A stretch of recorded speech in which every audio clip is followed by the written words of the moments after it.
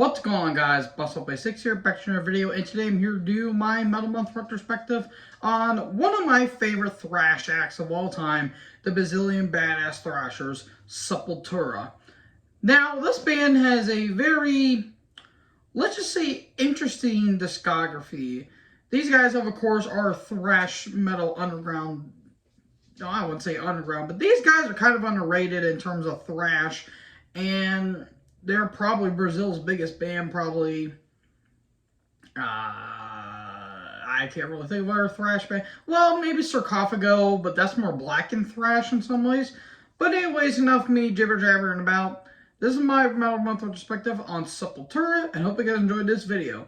So, this band formed in 1984 in Belo Horizonte, Brazil, by the Cavaleira brothers, Max and Igor. After the death of Graciliano, I apologize if I mispronounce any of these. My Brazilian is a little, let's just say, not good. He was a well-to-do Italian diplomat, and learning and listening to Volume 4 by Black Sabbath, that inspired Max to form a band. Now, Sepultura actually means grave in Portuguese after Max listened to Motorhead's Dancing on Your Grave. The brothers were heavily inspired by Led Zeppelin, Black Sabbath, Deep Purple, Judas Priest, Van Halen, Iron Maiden, AC/DC, Motorhead, Ozzy, and of course V8.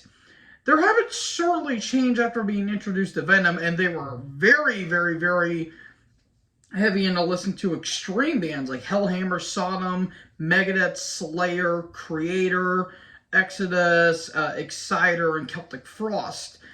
And by 94, by 84, they actually dropped out of school.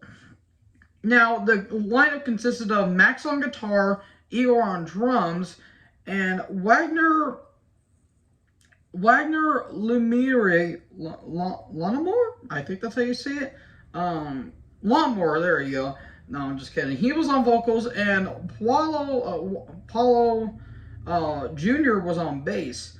Now, Wagner left in 85 over disagreements with the band and would go on to join Sarcophago, funnily enough. Max would take over for vocals, and Yaro Guerres will be the new guitarist. They will be signed with Camongolo, or Cogumilo Records in 85, and they would do their, I guess you could say, a legendary Bestial Devastation EP later that year. So, that lead us on November 10th, 1989, or 1986, Jesus Christ, I cannot talk today, we get Morbid Visions. This is my number 12. Humble beginnings is an understatement when talking about this band. Yeah, this is not the Sepultura we all know and love. This is raw, terrible production, and just very gritty. And lyrical context, it talks about more about satanic themes. And this is like the only album they actually do it on, which is kind of interesting. Where in other albums they talk about like social political stuff and kind of like what's happening in the world, and they'll go on to like talk about like war in some ways and inner demons. Here they talk about like actual demons and all that stuff, and there's some fun tracks on here, and the lyrics are very immature. Like these guys were young; they were like in their teens when they did this. I think Max was 17. I think Igor was 16. I think. But there's some fun songs like here, like War, Necromancer, Troops of Doom. That's kind of a staple in this album. Empire of the Damned's kind of fun. It's just, it's very, very, very, very muddy. It's kind of like a proto-death metal album, because this came out after Possess 7 Churches and a year before Scream Bloody Gore by Death. And it's got that black metal kind of influence on song, like something like Venom and even Bathory to a lesser extent. It's a fun album, but compared to all the other ones, this one kind of sticks out like a sore thumb. So it's my number 12. It's fun, but it's something I'm not going to come back to anytime soon. So in early 87, Yara will leave, and then enter Andreas Kisser, who will be in the band currently till this day. And so, with his newfound, with their feet firmly planted, we go on a year later, October 30th, 1987, we get Schizophrenia. This is my number 8. I actually think this is a vastly improved album over Morbid Visions, which isn't saying much. And 2, I really like the songwriting on this. I think this is top-notch songwriting because Andreas brought in that little more melody, like classic metal, like Priest, Maiden, Angel Witch in some ways. Some new wave of British heavy metal influences are on this album, and you can certainly tell. He still got that very thin production, but it's a little bit better in some ways. The drums do sound a little bit better. Max sounds a little more clear, even though he still sounds like a little muffled. The guitars do sound squealy, but they get better as time goes on. But some good standouts like Escape to the Void, To the Wall, Rest in Pain, Scream Behind the Shadows. The one that stands out for me is From the Past Come the Storms. Inquisition Symphony, which is maybe their best instrumental, if I'm being brutally honest. And yeah, I think top to bottom, I think this may be probably their most underrated album, in my personal opinion, because yeah, a lot of the 80s stuff, they're kind of just, the next album I'm going to be talking about, they're more talked about more than this one, but I still think this is their most underrated album. I think this is a very strong album in their own right. So the album became a minor critical sensation across Europe and North America. They sent tapes to the U.S. that made radio play at a time when they were struggling to book gigs because club owners were afraid to book them because of their style. They did gain attention from Roadrunner Records, and the new album, they would get the legendary Scott Burns on production, and he would actually fly to Brazil for this next one. And oh boy, what an album they would make. Because on April 7th, 1989, we get Beneath the Remains. This is my number 3. Holy God almighty. When Scott Burns produced this album, it's like everything clicked with this band. The production, heavy. And honestly, it's kind of like an akin to Slayer, because you listen to this album, you could tell, this may be me, but this sounds like their version of Rain and Blood. Like, this thing is heavy and aggressive as hell. They do slow down at a couple moments, but this is just full-blown bullet train aggression. And holy God, the songs in this album. Hungry, Stronger Than Hate's a standout. Slaves of Pain, Lobotomy, Mass Hypnosis, especially when that like almost blast beat comes in. Oh my God. The title track, Permanent Future. So many strong tracks on this album. And just that production mainly kind of gives this album a boost. Yeah, for coming out in 89, holy God, these guys were riding a high, but I would say I was about to put this number 2, but I think there's one album that I think I like a little bit more. But overall, this is a phenomenal album. Beneath the Remains is my number 3. So this became a big success and praised heavily by fans and critics alike. A long tour in Europe and America furthered the band's reputation, even though they spoke limited English. They played 5 dates outside of Brazil and opened for Sodom's Ancient Orange album tour in Europe. The follow-up by a show in the States on Halloween in '89, opening for the almighty King Diamond. And they actually filmed the Inner Self music video. I forgot to put that one. Inner Self's another standout too. I don't know why I left that out. I sincerely apologize. They made that video for Headbangers Ball and got the band some attention in North America. Toured throughout most of 1990 with a couple of shows in Brazil with Napalm Death, European dates with Mordred, and the US tour with Obituary and Sadist. In July 91, they played Rock in Rio Festival.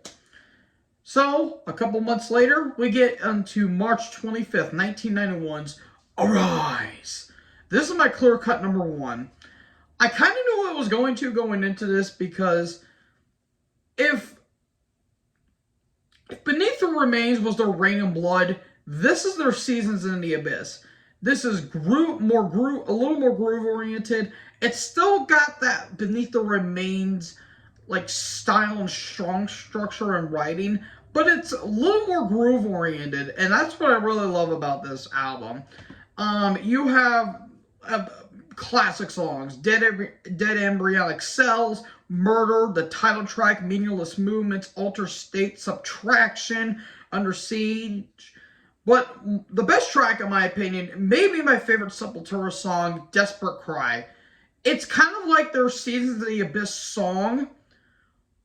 Oh boy, I might get a little bit of hate for this one. As much as I love that song by Slayer, I think this is better. Only because it has like a little bit of Slayer in it, and a little more of like Metallica, Iron Maiden-esque when it comes to the melodies.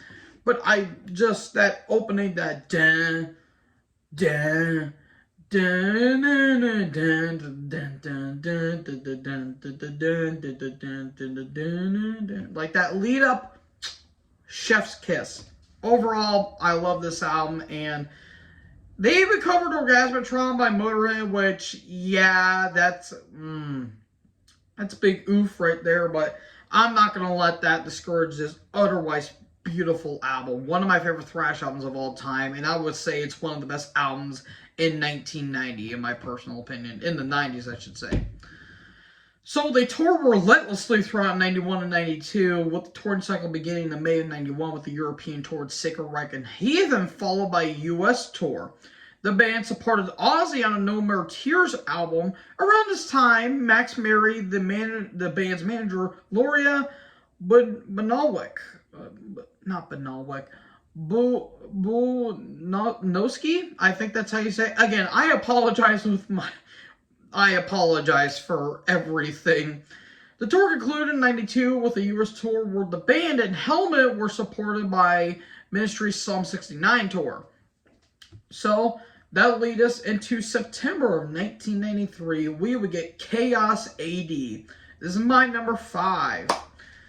I think out of all the groove metal albums I've listened to, this is by far my favorite. I think that this is the best groove metal album of all time. And yes, that says everything. Even Pantera, Machine Head, Devil Driver, whatever have you, nothing will top this in my personal opinion.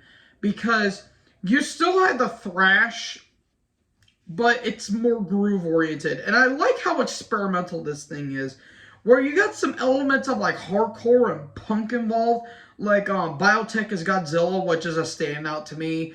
Manifest, Amen, Propaganda, and of course you have the classics of Territory, War for Territory, Refuse, Resist, and of course Slave New World. Literally, this album is awesome. Also, Nomad's a really good track too.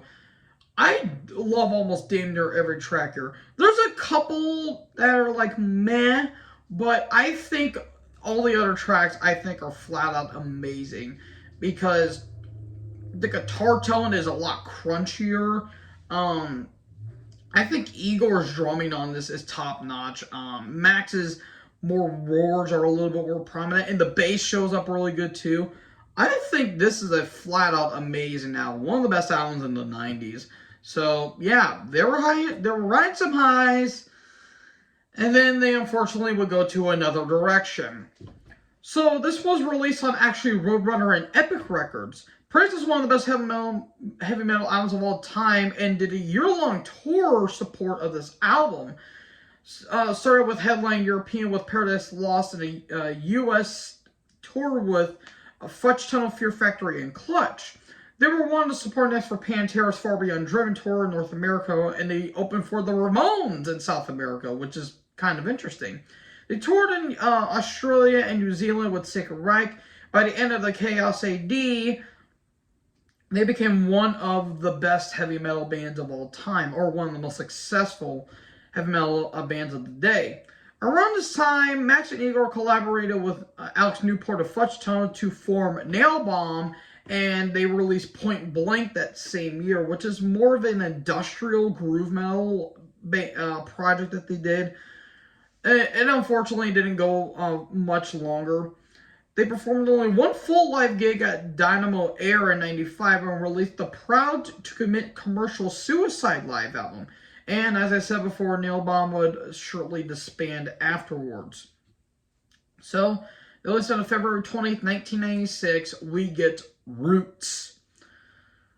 Now, when this album came out in 1996, this was it. This was the album. This is when nu metal came in, and, well, I put this at number 14. This is second to last on my list. I don't think this album ages very well. This album does not age well at all, only because nu metal back in the 90s was the thing. Like, this was the big thing that everyone was doing. Bands like Korn, eventually Limp Bizkit and Slipknot, and, all those other acts. I appreciate some of it, but, man, this thing does not age well. There's a lot of, there's, almost no solos except for the occasional squealing solo. This thing just feels like a mess at some points, and it's super long. This thing is over an hour. This thing's like 75 minutes. And it's like, oh my god, this thing is still going and going and going. I understand you want to experiment a little bit, but come on, man. You're kind of doing overkill at this point. There's some good tracks I do like Roots Bully Roots. That is a standout, and that's an absolute banger. Radamahata, that's kind of cool. Born Stubborn's got a little bit of a charm to it. Ambush is a standout. Attitude's alright for what it is. This album just feels like a cluttered mess at some points. And unfortunately, folks, the honeymoon did not last long. So yeah, number 14, sorry. Shortly after main stage, the band became a three-piece with Andreas on vocals when Max left due to his stepson, Dana Wells, passing away in a car accident. After Dana's funeral, Max returned to the band. A few months after the funeral, the band decided they wanted to fire Gloria and find new management. The reasoning was due to preferential to Max and neglectful to the rest of the band. She was basically neglecting the others, but always sticking with Max. So, yeah, there was a lot of bad tension between all parties involved. Max was still coming to terms with the stepson's death and feeling betrayed by the band. Max felt like his back was against the wall and he decided to quit, and he would form Soulfly, which, by the way, I reviewed their latest album, Totem, album of the year in my opinion. So after Max's departure, the band were looking for a new vocalist consisting of Chuck Billy of Testament, Phil Dimmel of Machine Head and Violence, Mark Grew of Morgoth, Jorge Rosado of Murderer, and Jason Gong Jones. But it ultimately came down to Derek Green, which I want to go back to that real quick. Imagine Chuck Billy being in Sepultura and in Testament. That would have been interesting. I would have actually liked to see what Chuck Billy would have done in Sepultura, in all honesty. But they were doing the demonic album, so yeah, I don't know if that would have worked out. But so, anyways, with Derek Green at the vocal stand, August 6th, 1998, we get Against. This is the worst album in my opinion. I put this in dead last, number 15.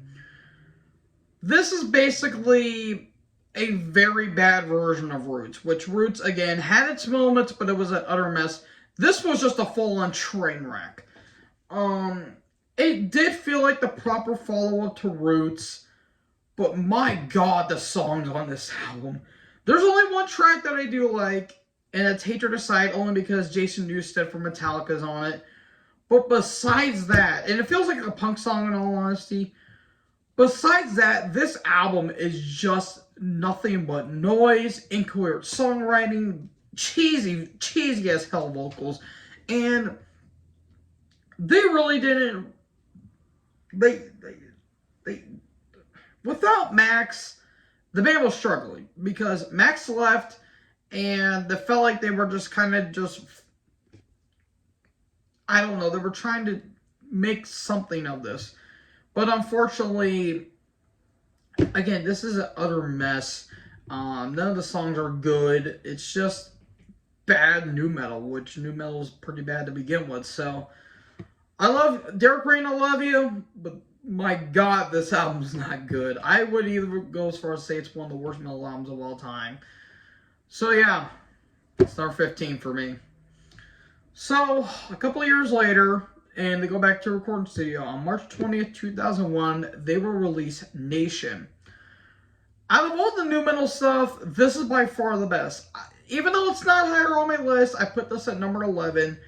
I still think there's some enjoyable songs, and there are some at least fun parts to it. The production, I did notice the production's pretty good. I forgot to mention on Roots, that production's actually pretty good, in all honesty. For, like, nu metal, that production's actually not bad. It felt a little watered down at some points, but I think it has full production here on Nation. There's some really good songs, like Border Wars, Simple Nation's a big standout, Ways of Faith, One Man Army, Who Must Die has, like, Jump the Fuck Up feel on it. Politics, all because it has Jello from Dead Kennedys, and who doesn't love Jello? The person and the food. I personally prefer the food, but I digress. There is some more enjoyable songs here, but it's still kind of a shit show in all honesty. So, Nation, best of the nu metal era, but that is not saying much. So yeah, it's my number 11, but yeah, what can you do? So this will be the last album released on Roadrunner Records. A recording of Max's last live album with the band was titled Under a Pale Gray Sky, was released in 2002. They did the Revolute Songs cover EP later that year, and this new album would actually be released on SPV Steamhammer Records. So if you love Sodom, then this is the label for you. So, 2 years later, May 27th, 2003, we get Roarback. This one's my number 10. This one kind of feels like a leftover version of Chaos AD. Like, this just feels like diet groove metal in some ways. Like, I don't know how to feel about this album. This album just feels strange and weird. It feels like they're trying to bring back the energy, which I do appreciate. There's a little more energy on this album, but in all honesty, this album kind of feels disjointed. None of the songs feel complete, and it feels like they could have expanded on. It feels like they could have expanded on some songs. There's some good ones, like Come Back Alive is a pretty good opener. Corrupted's alright. Bottom Out's pretty cool melodies. Urge, Godless is a big standout to me. The Rift is pretty cool. There's some good moments, but it just feels like a diet version of Chaos AD, where it was just kind of like just leftover groove metal songs, and that's just about it to me. So yeah, it's not terrible, but I'd say it's the most forgettable Sepultura album, so that's at my number 10. So in 2005, they played in Dubai for the annual Dubai Festival, and the Live in Sao Paulo live album was released. And, well, we get into the concept albums era of Sepultura, because this new album will be a concept on Dante's Inferno, aka the Divine Comedy. So, we get on March 14th, 2006, we get Dante 21. This is my number 8. Holy God, what an album this is. I love the theme and the narratives that it carries throughout this entire album, because the Divine Comedy, Dante's Inferno, is go into hell, and you got to get out of heaven to go into purgatory, or no, you go into hell to get into purgatory in order to get to heaven. I love that. That's great stuff, and I love the themes. And I love the songs that carry throughout. Dark Wood of Error, A Nuclear 7, Repeating the Horror, Ostia, Buried Words is a big stain now, Convicted in Life. That's a great song.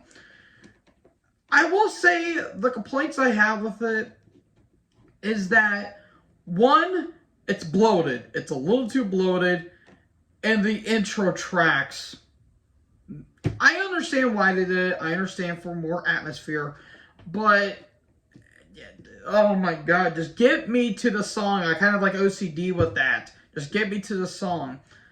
And unfortunately, this will be the last album with Igor, so well, at least it went on a high note, in my opinion. So yeah, Dante 21, my number 8.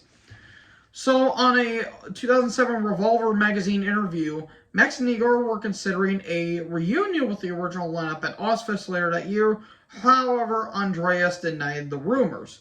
So Igor left after the album. It was replaced by Juan Dolabella. After leaving Sepultura, Max and Igor formed Cavalera Conspiracy. And this new album will be in our concept album. It will be based on Clockwork Orange. So we get to January 26, 2009. We get Alex. This was my number 13. I am not a fan of this album. Look, I really love A Clockwork Orange. That is a beautiful literary piece, but you're coming off of one concept album and you're going into another. You're like King Diamond, you're like King Diamond at this point. You already have a good concept album in Dante 21, and you're going into this album. The songs just don't really click. One, it's way too bloated. There's almost 18 songs to this. Two, none of the songs really stand out. Three, all the songs are almost too short. Four, there's some new metal stuff on this, and it's actually produced by Ross Robinson, I think, who did stuff for Slipknot, and yeah, actually no, it was Stanley Soares, I think that's how you say his name. Yeah, no. Yeah, that is not good. It sounds very Slipknot-y in some ways, which I don't even know that's a word in all honesty, but yeah, this album is not good. There's some decent moments like The Treatment, Filthy Rot, Metamorphosis, Forceful Behavior, Strike's pretty cool. Overall, this album is not that great. I'd say by far out of all the modern stuff that they did, this is by far the worst because there's nothing about the sound that really jumped out. I'll listen to a few tracks I listened to, but that's just about it. So yeah. Sorry. So, again, since the Sepultura, they tore the dicks off. And on July 6, 2010, they signed with Nuclear Blast Records, which is where they still are today. This new album will be produced by Roy Z, famous of Judas Priest, Halford, and Bruce Dickinson fame. And this will be not a concept album, but it would just talk about time itself. So that will lead us on to June 24th, 2011, Keros. This is my number 9. This is a strong album. I think this is a pretty solid album for what it is. I do like the themes that it goes on, but again, I do have a complaint with the album. One, I think the production is a little cut and dry. The double kicks sound a little clicky in some ways, but I think the drums sound really good. It's got more of that groove metal feel on it, but I think there's still more thrash on this album. And same thing I said about Alex, the intro tracks. Why? Why the intro tracks? Yeah, but besides that, there's some really good songs like Mask, that's very intense. The title track, Spectrum, Born Strong to Stand Out, Seethe, Embrace the Storm, No One Will Stand, that's a really good track. I think this is a very solid album. It just kind of feels like groove metal leftovers in some ways, but it's still strong, so number 9 it is. So the World Tour in Wacken Open Air Festival in 2011. One would leave and was replaced by Elo Casagrande. The band would participate in the Thrash Fest Classics 2011 alongside Exodus, Destruction, Heathen, and Mortal Sin. Now, the next producer on this album would be Ross Robertson, who would be the main one that really sticks out as Slipknot. And even Dave Lombardo from Slayer, he makes a guest appearance on this album. Now, the biography Relentless, the 30 Years of Sepultura was released around this time. And this new album would not be a concept album, but talk about Metropolis and like conspiracy theories and all that stuff. So, immediately, Alex Jones and Ben Shapiro's favorite album. So, we get to October 25th, 2013. Christ, I gotta say this entire album, do I? The mediator between the head and hands must be the heart. Jesus, that's a mouthful. However, this is my number 6. I dig this album. I really think this is a very strong album. I do have complaints, though. Mainly production. I feel like the guitars sound a bit sloppy in some ways.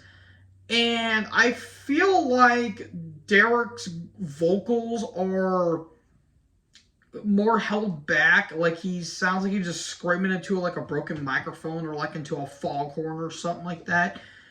But besides that, these songs are top notch, like Tsunami, Age of the Atheist. I love The Vatican, that's a really good song. Impending Doom's got a really cool doom groove to it. Manipulation of Tragedy, Trauma of War, Obsessed, because it has Dave Lombardo on it.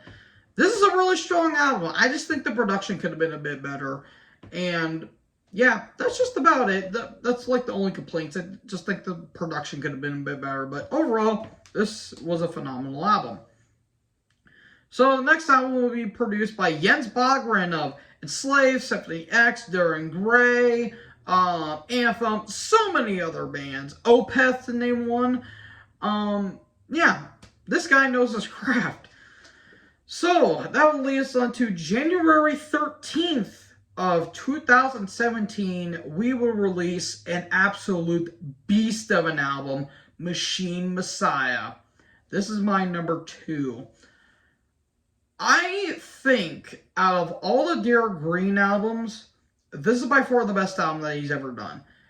His vocals are just insane on this album. He's got like, Derek Green kind of has like the Chuck Billy roars, but even more like gravitone or something like that. Like, it's a little more powerful. Like, don't get me wrong, I'm not trying to besmirch the name of Chuck Billy. I absolutely love Chuck Billy. I just think Derek Green's roars are a little more powerful than this. Like, it just sounds like the earth is about to explode whenever this dude roars. Just Derek Green just shines on this album. This is a standout performance. Casagrande just, oh my god, like Eloy kills on this album. You have the title track, which Derek's kind of like, not, I wouldn't say cleans, but he's kind of like crooning in some ways, and it's just, oh, it's just kind of creepy. And then when he just does those roars and those screams, it's just, ugh, makes you want to just, beat the shit out of someone. I Am the Enemy, Iceberg Dances, is kind of like, it's like prog doom in some ways. Like, it's more proggy. There's more some doom elements on this album too. Resistant Parasites, Phantom Self, Cyber God, Sworn Oath, Chosen Skin, Silent Violence. Vandal's Nest is a big standout. I think this is a phenomenal album. I didn't know if I was going to put this in the top 3 or not, or even top 5.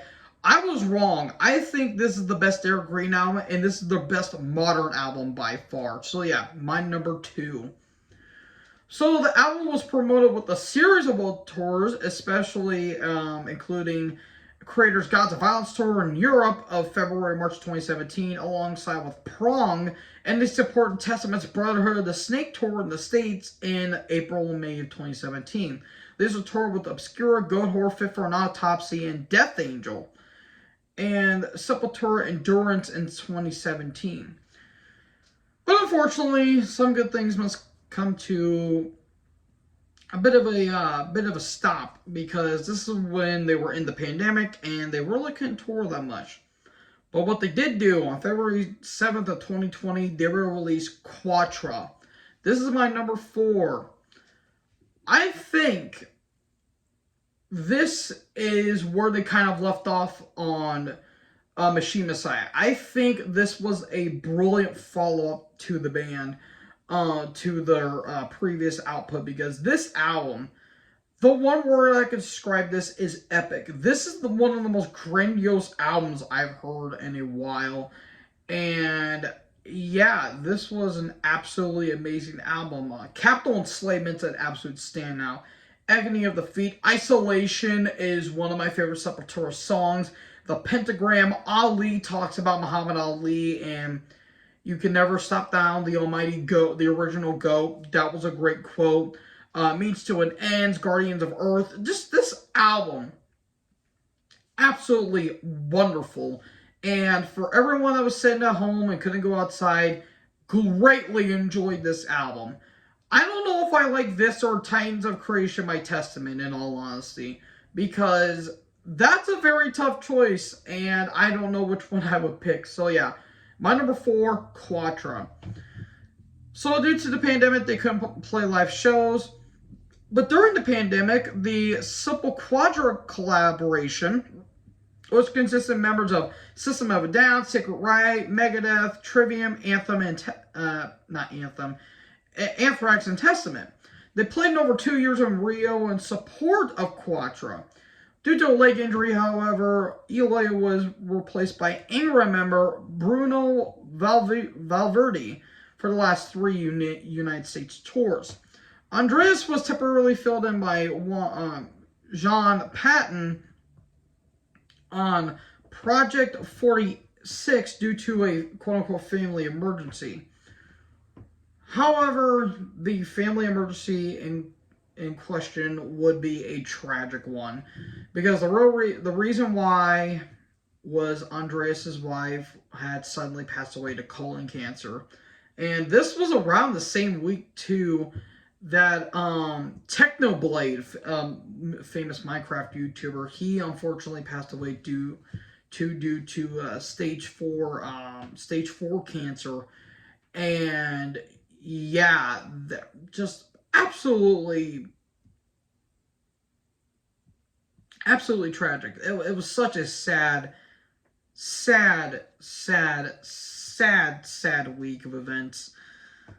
So my thoughts and prayers are out to Andreas, very underrated guitarist and one of the best thrash guitarists of all time.